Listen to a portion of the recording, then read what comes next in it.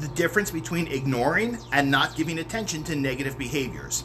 In Scaffolding Better Behavior, my parent behavior training program, I teach parents you don't ignore kids, because I think ignoring kids or ignoring anybody really is cruel, but what we want to do is not give attention to negative behaviors or poor treatment of family.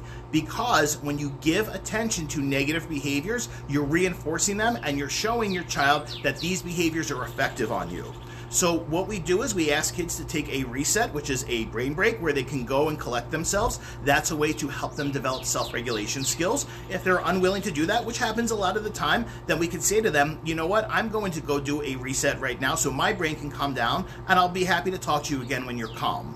So notice that I use the language brain. I don't say when you calm down, I say when your brain calms down, because I want kids to understand that your thoughts do not control you, and you can choose to help your brain calm down by taking some space, which is what a reset is.